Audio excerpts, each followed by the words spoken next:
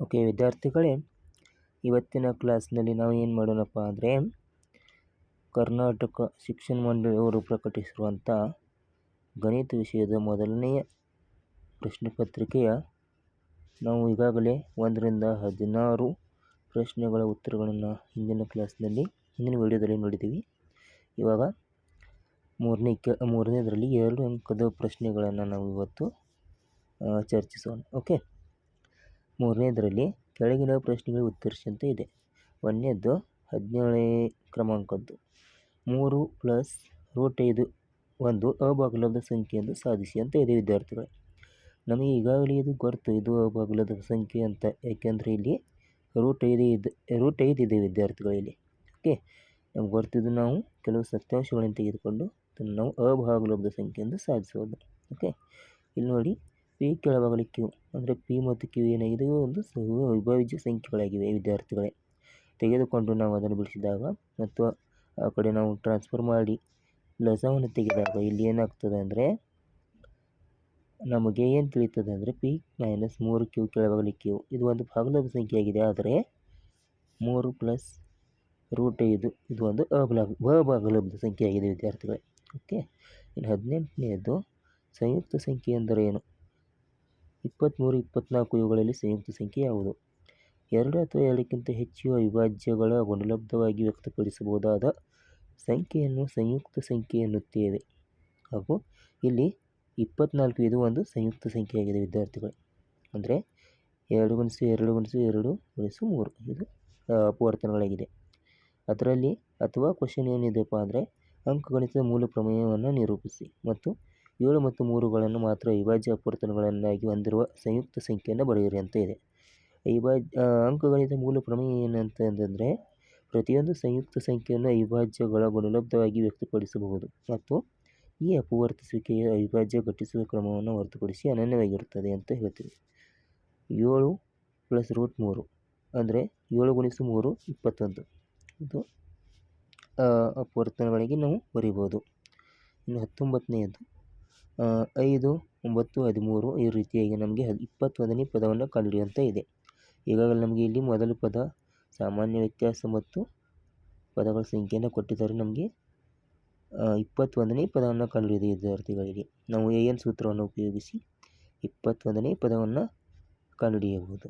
Okay, ಇನ್ನು ಮುಂದೆ ಏನಾಗಿ 20ನೇದು x + y = 4 ಮತ್ತು 2x + y = 6 ಈ ರೀತಿ ನಮಗೆ 2 ಸಮೀಕರಣಗಳನ್ನು ಕೊಟ್ಟಿದ್ದಾರೆ ವಿದ್ಯಾರ್ಥಿಗಳು. ಇಲ್ಲಿ ನಾವು ವರ್ಜಿಸುವ ವಿಧಾನದಿಂದ x ಮತ್ತು y ನ ಬೆಲೆಗಳನ್ನು ಕಂಡುಹಿಡಿಯಬಹುದು. ಓಕೆ, ಬಿಡಿಸಿದ್ದೇನೆ ನೋಡಿ ವಿದ್ಯಾರ್ಥಿಗಳಲ್ಲಿ. ಮತ್ತು ನೆಕ್ಸ್ಟ್ 21ನೇದು x² + bx + 9 = 0 ಈ ವರ್ಗ ಸಮೀಕರಣವು 2 ಸಮನಾದ ವಾಸ್ತವ ಮೂಲಗಳನ್ನು ಹೊಂದಿದ್ದರೆ ಈ ಸಮೀಕರಣ ಬಿಡಿಸಿ ಅಂತ ಇದೆ. ಅಂದರೆ ಇಲ್ಲಿ b ನ ಬೆಲೆಯು ಇಲ್ಲಿ b ನ ಬೆಲೆ ಏನಿದೆ ಅಲ್ಲ, ಅವರು ಈ ರೀತಿಯಾಗಿರ್ಬೇಕಂತ ಹೇಳಿದ್ದಾರೆ ನೋಡಿ ವಿದ್ಯಾರ್ಥಿಗಳಲ್ಲಿ. ಅಂದರೆ b ಗಿಂತ 1 ಜಾಸ್ತಿ ಆಗಿದೆ ಅಂತ. x² + bx + 9 = 0 ಅಂದರೆ ಸಮೀಕರಣ 2 ಸಮನಾದ ವಾಸ್ತವ ಮೂಲಗಳ ಇದೆ ಅಂತ ಹೇಳಿದ್ದಾರೆ ಇಲ್ಲಿ. ಅದಕ್ಕಾಗಿ ನಾವು = 0 ಅಂತ ತೆಗೆದುಕೊಂಡಾಗ b² - 4ac ಇಲ್ಲಿ b ಅಂದರೆ b ಹಾಗೇನೆ x ಇಲ್ಲಿ a ಅಂದರೆ 1 ಮತ್ತು c ಅಂದರೆ 9 ತುಂಬಿದಾಗ ನಮಗೆ b ಬೆಲೆ ಸಿಗುತ್ತದೆ ವಿದ್ಯಾರ್ಥಿಗಳೇ. ಆ b ಬೆಲೆಯನ್ನು ನಾವು ಆ ಸಮೀಕರಣದಲ್ಲಿ ತುಂಬಿದಾಗ ನಮಗೆ ಒಂದು ವರ್ಗ ಸಮೀಕರಣ ಸಿಗುತ್ತದೆ ವಿದ್ಯಾರ್ಥಿಗಳೇ. ನೆಕ್ಸ್ಟ್ 22ನೇದು ಇಲ್ಲಿ ವಿದ್ಯಾರ್ಥಿಗಳು ಏನಂದರೆ ಈ ಪ್ರಶ್ನೆಯಲ್ಲಿ x1 y1 ಮತ್ತು x2 y2 ಮತ್ತು m1 m2 ಬೆಲೆಗಳನ್ನು ಕೊಟ್ಟಿದ್ದಾರೆ. ಇವರು ನಾವಿಲ್ಲಿ ಇಂಗ್ಲೀಷ್ನಲ್ಲಿ ಹೇಳಬೇಕಾದ್ರೆ ಸೆಕ್ಷನ್ ಫಾರ್ಮುಲಾ ಅಂದರೆ ಅನುಪಾತದಲ್ಲಿ ಇದು ಸೆಕ್ಷನ್ ಫಾರ್ಮುಲಾನ ಉಪಯೋಗಿಸಿ ನಾವು x y ನಿರ್ದೇಶಾಂಕಗಳನ್ನು ಕಂಡುಹಿಡಿಯಬೇಕಾಗ್ತದೆ ವಿದ್ಯಾರ್ಥಿಗಳೇ. ಓಕೆ, ಇಲ್ಲಿ ಬಿಡಿಸಿದ್ದೇನೆ ನೋಡಿ, ವಿಭಾಗೀಯ ಅನುಪಾತಗಳು ಅಂಥೇಳಿ. ಆಮೇಲೆ 23ನೇದು ಈ ಚಿತ್ರದಲ್ಲಿ O ಕೇಂದ್ರವುಳ್ಳ ವೃತ್ತಕ್ಕೆ ಬಿಂದುವಿನಲ್ಲಿ XY ಸ್ಪರ್ಶಕವನ್ನು ಎಳೆಯಲಾಗಿದೆ. Q ಇದು XY ಮೇಲಿನ ಒಂದು ಬಿಂದುವಾಗಿದೆ.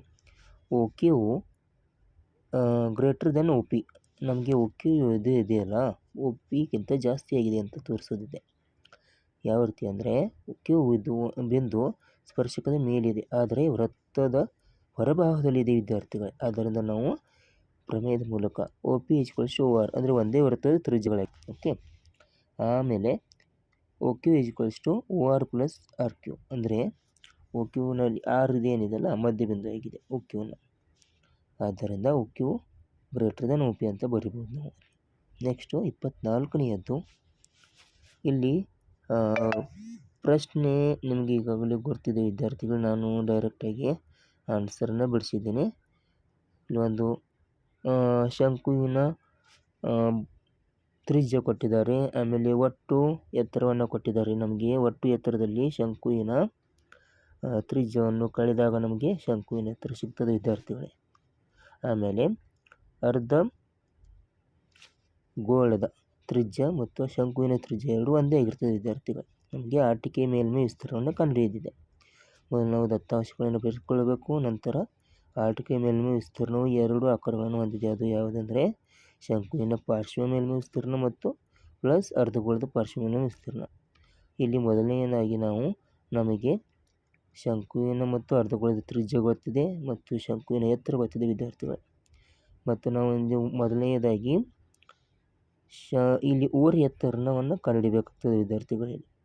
ಇಲ್ಲಿ ಓರೆ ಎತ್ತರ ನಮಗೆ ಸಿಗ್ತದೆ 12.5 ಸೆಂಟಿಮೀಟರ್.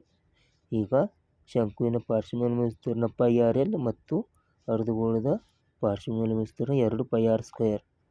ಬೆಲೆಗಳಲ್ಲಿ ನಾವು ಸೂತ್ರದಲ್ಲಿ ಬೆಲೆಗಳನ್ನು ತುಂಬಿದಾಗ ನಮಗೆ ಆಟಿಕೆಯ ಮೇಲ್ಮೈ ವಿಸ್ತೀರ್ಣ ಸಿಗ್ತದೆ. ನೆಕ್ಸ್ಟ್ ಅದರಲ್ಲಿ ಅಥವಾ ಕ್ವಶನ್ ಏನಿದೆಯಪ್ಪ ಅಂದರೆ ವಿದ್ಯಾರ್ಥಿಗಳು, ಒಂದು ಗೋಳದ ಘನಫಲ 539.3 ಸೆಂಟಿಮೀಟರ್ ಕ್ಯೂಬ್ ಆಗಿದೆ. ಹಾಗಾದರೆ ಅದರ ಮೇಲ್ಮೈ ವಿಸ್ತೀರ್ಣ ಕಂಡುಹಿಡಿಯಿರಿ ಅಂತ ಇದೆ ವಿದ್ಯಾರ್ಥಿಗಳು. ಅಂದರೆ ಗೋಳದ ಘನಫಲವನ್ನು ಕೊಟ್ಟಿದ್ದಾರೆ. ಅಂದರೆ ನಾವು ಗೋಳದ ಘನಫಲದ ಸೂತ್ರವನ್ನು ಉಪಯೋಗಿಸಿ ಮೊದಲನೆಯದಾಗಿ ತ್ರಿಜ್ಯವನ್ನು ಕಂಡುಹಿಡಿಯಬೇಕಾಗ್ತದೆ. ನಮಗಿಲ್ಲಿ ತ್ರಿಜ್ಯ ಏನು ಸಿಗ್ತದೆ ವಿದ್ಯಾರ್ಥಿಗಳೇ, 7 ಕೆಳಭಾಗದಲ್ಲಿ 2 ಸೆಂಟಿಮೀಟರ್. ಇವಾಗ ನಾವು ಏನು ಮಾಡಬೇಕಂದ್ರೆ ಮೇಲ್ಮೈ ವಿಸ್ತೀರ್ಣವನ್ನು ಸೂತ್ರ ಉಪಯೋಗಿಸಿ ಮೇಲ್ಮೈ ವಿಸ್ತೀರ್ಣವನ್ನು ಕಂಡುಹಿಡಿಯಬೇಕಾಗ್ತದೆ ವಿದ್ಯಾರ್ಥಿ.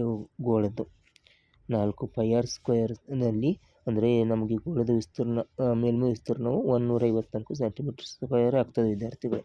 ಓಕೆ, ಇಲ್ಲಿ ನಮ್ದು ಏನಾಯ್ತಪ್ಪ ಅಂದರೆ 2 ಅಂಕದ ಪ್ರಶ್ನೆಗಳನ್ನು ಚರ್ಚಿಸಲಾಗಿದೆ ವಿದ್ಯಾರ್ಥಿಗಳೇ. ಓಕೆ, ಇನ್ನು 3 ಅಂಕದ ಪ್ರಶ್ನೆಗಳಲ್ಲಿ ನಾವು ಒಂದನ್ನು ಚರ್ಚಿಸೋಣ ವಿದ್ಯಾರ್ಥಿಗಳೇ. ಉಳಿದದನ್ನು ಮುಂದಿನ ತರಗತಿಯಲ್ಲಿ ಮುಂದಿನ ವಿಡಿಯೋದಲ್ಲಿ ತಿಳಿಸಲಾಗ್ತದೆ. ಈ ಕೆಳಗಿನ ಪ್ರಶ್ನೆಗಳಿಗೆ ಉತ್ತರಿಸಿ ಅಂತ ಇದೆ. ಅಂದರೆ ಇಲ್ಲಿ ಒಂದು ಬಹುಪದೋಕ್ತಿಯನ್ನು ಕೊಟ್ಟಿದ್ದಾರೆ ಈ ವಿದ್ಯಾರ್ಥಿಗಳಲ್ಲಿ ಮತ್ತು ಅಲ್ಲಿ 2 ಶೂನ್ಯತೆಯಲ್ಲಿ ಒಂದು ಶೂನ್ಯತೆ ಮತ್ತೊಂದು ಶೂನ್ಯತೆಗಿಂತ ಒಂದು ಹೆಚ್ಚಾಗಿದೆ ಅಂತ ಹೇಳಿದ್ದಾರೆ. ಅಂದರೆ ಪ್ರಶ್ನೆಯ ಪ್ರಕಾರ ಅವರ ಬಹುಪದೋಕ್ತಿಯು p(x) = x² - 5x + k ಅಂತ ಇದೆ. ಅಂದರೆ ಇಲ್ಲಿ ಶೂನ್ಯತೆಗಳು ಅಲ್ಫಾ ಮತ್ತು ಒಂದು ಶೂನ್ಯತೆ ಅಲ್ಫಾ ಮತ್ತೊಂದು ಶೂನ್ಯತೆ ಬೀಟಾ ಅಂತ ನಮಗೆ ಈಗಾಗಲೇ ಗೊತ್ತಿದೆ. ಆದರೆ ಒಂದು ಶೂನ್ಯತೆ ಮತ್ತೊಂದು ಶೂನ್ಯತೆಗಿಂತ ಒಂದು ಹೆಚ್ಚಾಗಿದೆ ಅಂದರೆ ಒಂದು ಶೂನ್ಯತೆ ಅಲ್ಫಾ, ಎರಡನೇ ಶೂನ್ಯತೆಯು ಅಲ್ಫಾ ಪ್ಲಸ್ 1 ಈ ರೀತಿಯಾಗಿ ತೆಗೆದುಕೊಂಡಾಗ ಅಲ್ಫಾ ಪ್ಲಸ್ ಬೀಟಾ = -b/a. ಅಂದರೆ ನಮಗಿಲ್ಲಿ ಬೀಟಾ ಜಾಗದಲ್ಲಿ ಅಲ್ಫಾ ಪ್ಲಸ್ 1 ತುಂಬಿದಾಗ ನಮಗೆ ಅಲ್ಫಾ ಸಿಗ್ತದೆ ವಿದ್ಯಾರ್ಥಿಗಳು 2. ಅದನ್ನು ನಾವು ಬೀಟಾ ಜಾಗದಲ್ಲಿ ತುಂಬಿದಾಗ ನಮಗೆ ಬೀಟಾದ ಬೆಲೆ 3 ಅಂತ ಸಿಗ್ತದೆ ವಿದ್ಯಾರ್ಥಿಗಳೇ. ಈಗ ಅಲ್ಫಾ ಬೀಟಾ = c/a ಅಂದರೆ ಇಲ್ಲಿ ನಮಗೆ ಇದರಲ್ಲಿ ಸಿನ ಬೆಲೆ ಕೆ ಅಂತ ಇದೆ. ಅದರಲ್ಲಿ ನಮಗೆ ಕೆನ ಬೆಲೆ ಸಿಗ್ತದೆ ವಿದ್ಯಾರ್ಥಿಗಳೇ. ಅದು ಎಷ್ಟಂದರೆ ಅದು 6. ಓಕೆ, ಇಷ್ಟು ನಿಮಗೆ ತಿಳಿದೆ ಅಂತ ನಾನು ಭಾವಿಸುತ್ತಾ ಮುಂದಿನ ತರಗತಿಯಲ್ಲಿ ಉಳಿದ ಲೆಕ್ಕಗಳನ್ನು ಚರ್ಚಿಸೋಣ ವಿದ್ಯಾರ್ಥಿಗಳೇ. ಓಕೆ.